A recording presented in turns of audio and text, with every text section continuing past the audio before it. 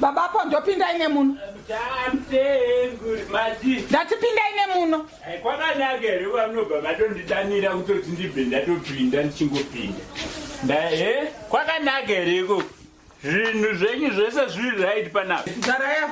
Ndogara apa. Zvinhu zvacho naso zviri kutongwa. Tatouya kakuzo. Kwakanakere. Imi. Mune shuwa here kuita basa rekumwawawa panapa. Musingabhadhare mvura yenyu nemagetsi. Munosvika rini musingandibhadhare mvura nemagetsi? Moda ndibhadhare mvura nemagetsi panapa mvura magetsi anohwisika totenga huni. But mvura munoti bhadhare pamugodhi pane mita here ipapa. Pane mita here pamugodhi apa. Saka torega kudya isusu nekuti tinoroja pamba penyu. Isu totadza kudya zvatinoda. Nekuti mimi tiri varoje pamba penyu. Muzvibate imi. Imi musandirafure mazvinzwa. Muri kujaira kundirafura muri kuzvinzwa bapo ndoga. Daro so. Munhu wenyu hauna kutombonaka kani. Tsika yenyu yamuri kundiitira ine handisi kuifarira. Daro. Aka zvamunoita handiti muri kunzwa. Ko noise ndeye kona iswiti. Noise ndeye. Ndaraya. Koha. Zvinhu zvacho so zvipanapa soka. Uyu munhu yeswitika andinetsa zvokuti muri kunzwa. Anotaura raba toshi chaiye ipapa. Anotaura zvaanoda. Nai bamni. Hadi kubhadhara mvura nemagetsi asi kunwa zvaari kuita izvi.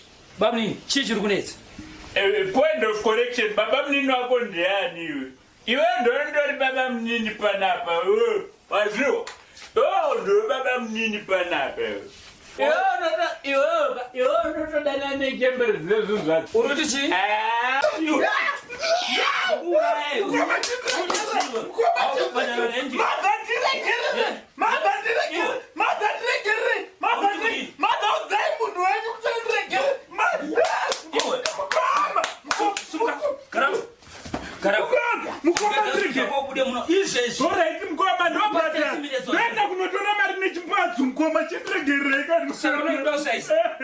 Mukoma, akana ndisaiza.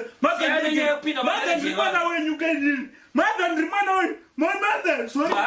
Shit man. Mukoma chindregera imkoma. Mukoma chindregera imkoma. Unotora chimpatsu.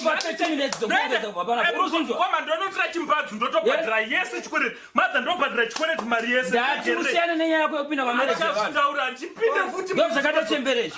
Musikana chindregera. Kucha kwenyu kune drought yevasikana.